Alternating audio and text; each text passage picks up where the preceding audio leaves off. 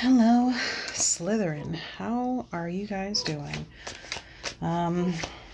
Tried once to record this and did not come out as good as I was hoping it would. So we're starting over. Yeah, too many issues with the recording, so I had to kind of scrap it. So that's okay. How's everybody doing? Are you surprised I'm here a week later? That's 2 weeks in a row? What? Whew, I can tell you the energy for this last week has just been insane.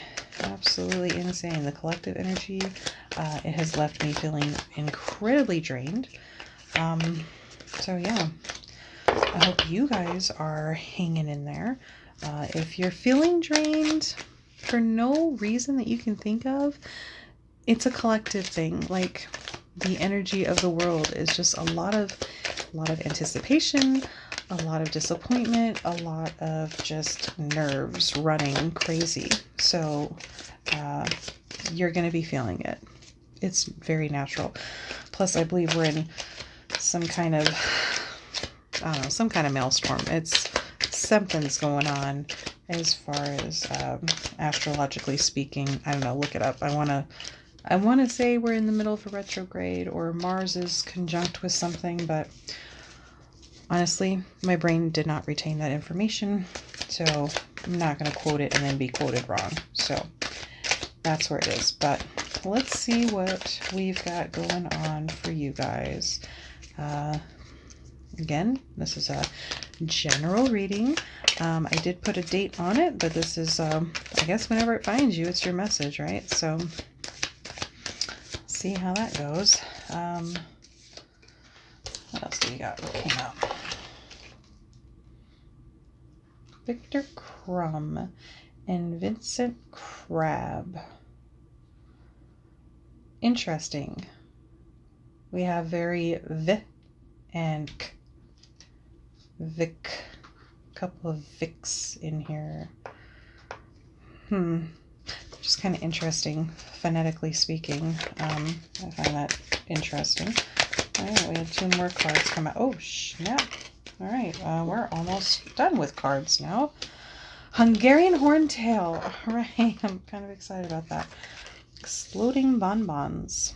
Fred Weasley and dun dun dun, Lord Voldemort. What do we got? 2 more cards. Let's see what we got. Okay.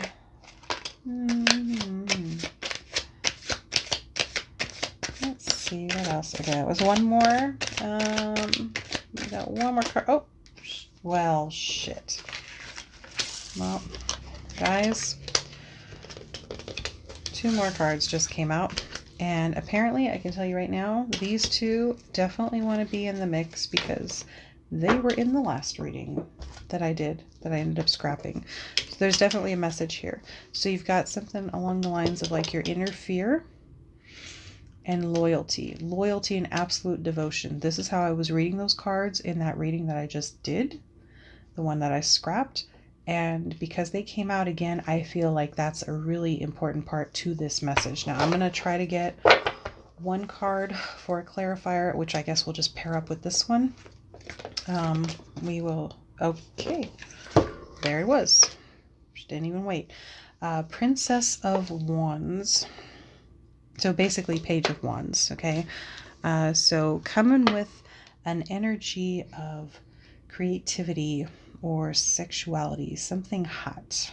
Something's coming in hot, guys. Let's see, what do we got? We have Crumb and we have Crab. Now, you know, Crab wasn't in the last few movies, and if I'm not mistaken, the guy who plays him, I guess they, I don't know if they let him go or what the situation was, but something to do with weed. I'm not trying to spread a misinformation kind of rumor.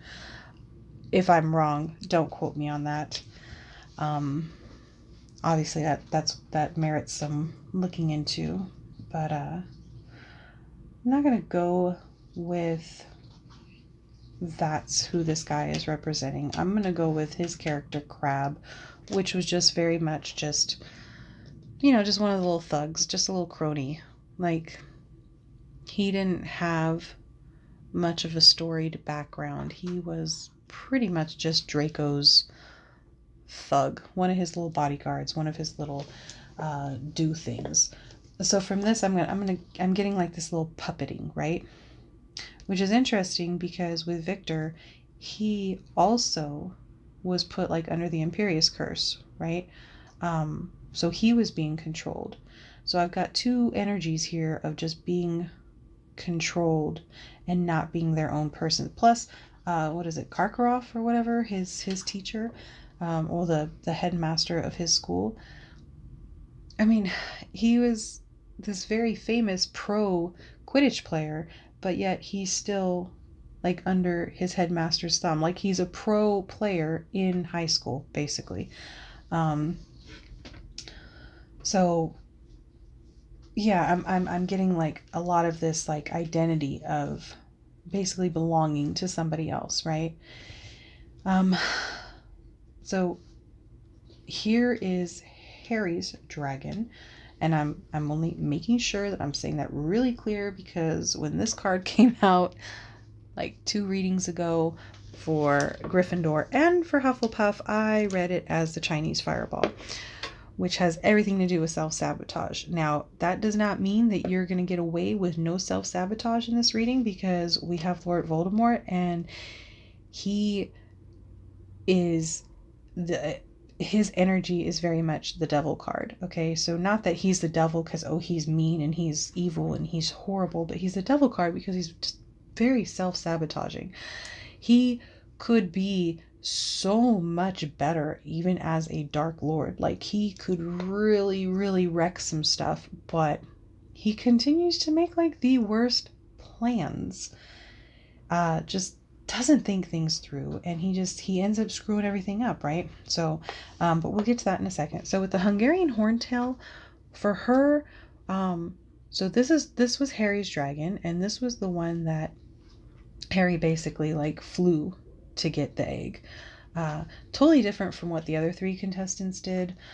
He actually just like actively did something. He didn't do some kind of special little charm or special little curse or anything to really mess with her particularly. He just basically used his skill on a broom and he went at it and basically just raced this poor dragon along and ended up getting his egg that way. So this one was not fooled by, I'm going to say, with charms. I'm going to say something along the lines of being affected. Yeah, what I'm getting is something like earthly, like the material world. So being affected more by efforts, by merit, by the physical realm, rather than like words or praise. Okay, so like if you were to be a child and you were being encouraged, this is what I'm seeing in regards to this is somebody who's being manipulated or being rewarded, being influenced by the I don't want to say the shiny things because I feel like I'm going off on that, like going a little bit off topic, but being rewarded with material things as opposed to just lavishing praises. Okay, so instead of somebody being like, oh my god, you're wonderful, and that being enough for this kid, I'm seeing this kid be like, okay, cool, I'm wonderful, but like, where's my Xbox? I just totally moved the mic. Sorry about that, guys. Yeah, so I see this kid being more of physically rewarded, materially rewarded, as opposed to just being told they're good. Like they want to see it. So, and I think when you combine that with these 2 puppet figures, I'm seeing that this is what's keeping them under that spell. This is what's keeping them. So they're being bought. Ugh. So relatable. right now. Yeah, so these two right here are being bought, and yeah, but you add in the exploding bonbons, right? And all of a sudden now you get something that's going to blow up in your face. Because that's what happens. Anytime you do material rewards, like they always say, you can't take it with you, right? So any rewards you get that are of like a financial gain or of a material gain of any sort, like those things, when you die, they don't go with you. Now, does that mean that all of the praise and good feelings that you got go with you? It depends on what your belief system is. If you ask me, I'm going to say material rewards versus verbal, emotional, and spiritual, and that kind of praise. I would say that if I had a choice, I'd go with the emotional praise, the stuff that would make my soul happy, because yeah, that's the difference between like a good ghost and a bad ghost. Somebody haunting a place and wrecking shit for the living versus somebody that's just chilling there, or possibly not chilling there because they moved on. Yeah, that's, I don't know why we're talking about ghosts right now, but that's where that went. And then so now that leads us to the inner demon part of it, right? So we're going to put those off to the side for a second though, because I'm not reading it this way. I might come back and decide to change that, but these are supposed to be our clarifiers. So we have Fred, one half of a twin selection, which is kind of funny because, again, back to this reading that I just did that I ended up erasing. I didn't have Fred in that reading, but I had Parvati in there. And so again, another one half of a reading, right? And the fact that it's that twin energy, even if you're not a twin, if you're a twin, then okay. But even if you are a twin, you still have a twin within you. You still have the dark side of you. You still have this whole other persona of you that isn't, and I'm not saying that like the part that is shown is like your good side and the part that's inside is your evil side. No, but depending on the kind of trauma and the kind of crap that we've been through, we create this inner person, this inner identity. And the fact that this is Fred, and Fred is the one that's scarred, and Fred is the one that goes on to live, I think that's speaking to this integration of your past self and your present self. I feel that, even though George is gone, right, that in some ways that's kind of like the old you is gone and the new you, however scarred and deformed, that's the one that goes on. And and he goes on to marry Angelina, right? And they end up, I'm pretty sure they end up having kids. There's some speculation he never creates a Patronus again, but he does keep the business running. He does all right for himself. Is his life perfect afterwards? No, but nobody's life is. I mean, he went through some hell, but he survived. And I think this is talking to like this new transformed you.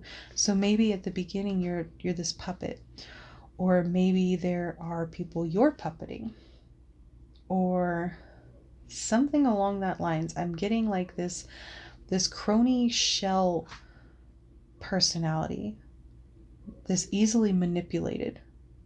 So even if this isn't two people, even if this isn't two personalities, whatever it is, I'm going to go with the bare minimum. What I'm going to call this, since this is a general read, I'm going to say that this energy is very much of just not knowing who you are.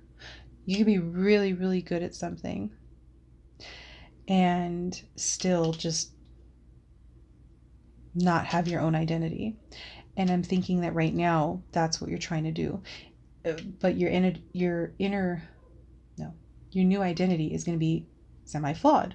You're going to have issues because you're going to carry them with you. And I think the important thing is not to self-sabotage yourself. Don't overthink it. My gosh, do not overthink it. Whatever you're doing going forward, do not overthink it. Because it happened. Whatever it is, your life up to this point, that's exactly what was supposed to happen to get you to where you are. Whether it makes you feel good or if it makes you feel bad, it doesn't matter. That the, hate to quote Ben Shapiro, but no, that wouldn't apply. The whole facts don't care about your feelings. Well, why did I want to quote that? Facts don't. Well, I guess in some respect, yeah. What happened in the past, like, it doesn't care. It doesn't matter how you feel about it. It matters how you approach it, right?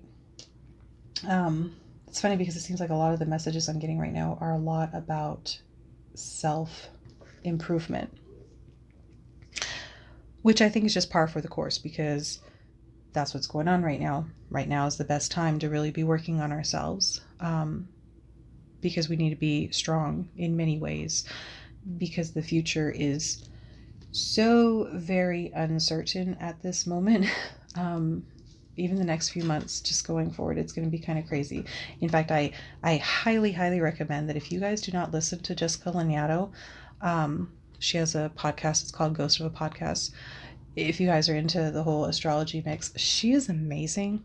And I'm not going to sit there and say a whole lot more, but she really hits it on the head as far as how crazy these next few months until the next year or so, how crazy it's going to be.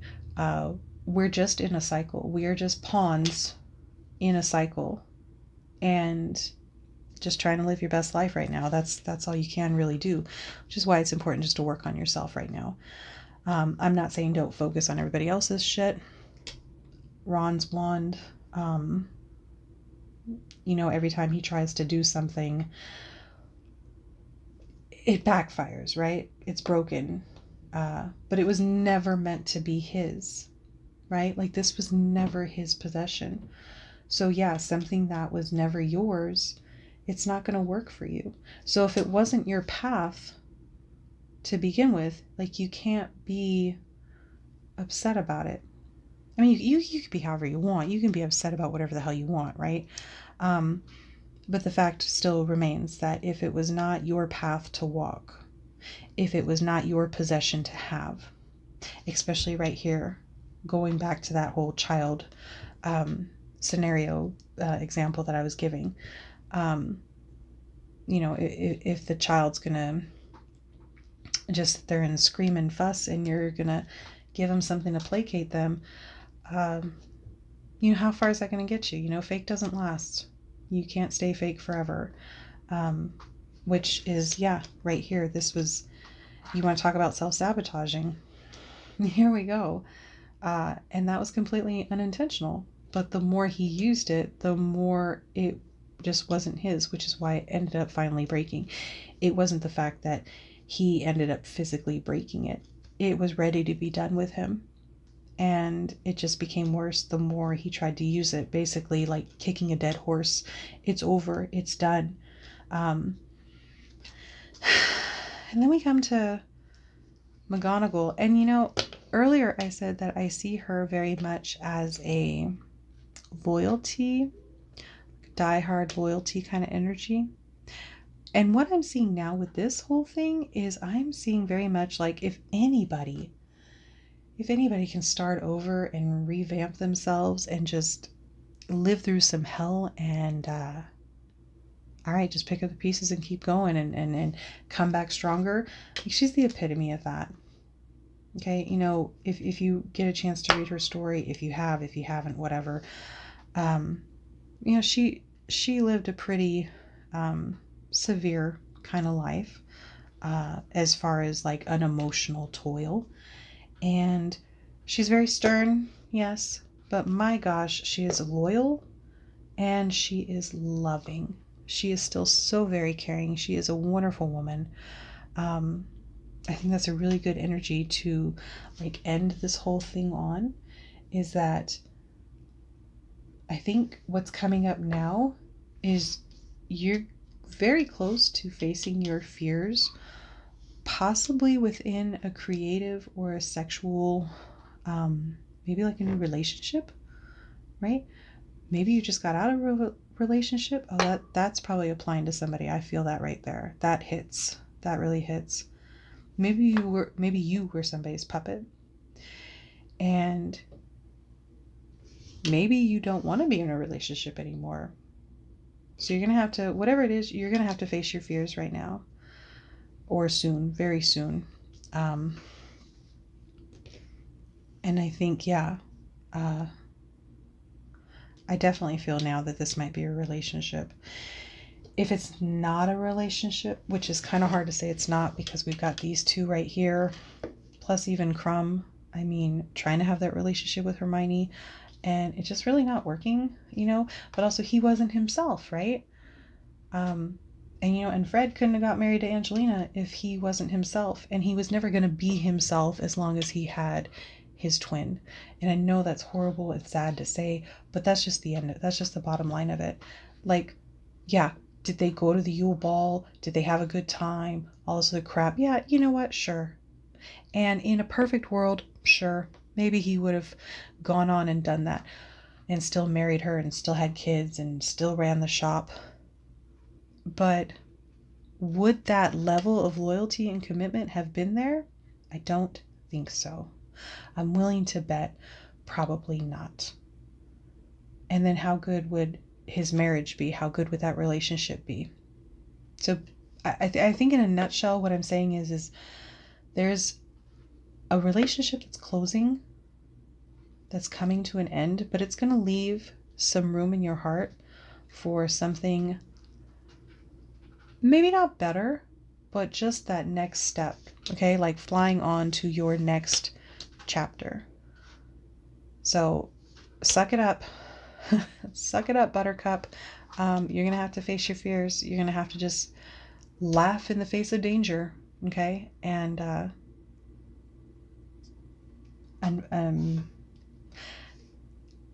be gentle and compassionate with yourself. And I mean that from the bottom of my heart, that this kind of energy right here is saying to me that either you are hurting or it is going to hurt. But you are going to get through it. So there's going to be some period of time where you're just not sure. And you might end up screwing it up a couple of times, but you'll get it right. Okay? If something's leaving you right now, if a relationship is ending, or if somebody left, or you're thinking maybe I should leave somebody, excuse me, that's where it should be.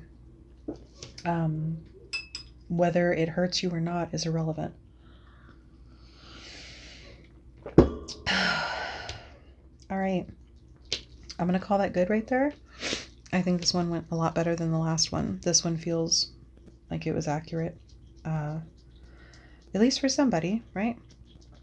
All right, guys. Until next week, be kind to yourself and be brave. And you're not alone. I love you.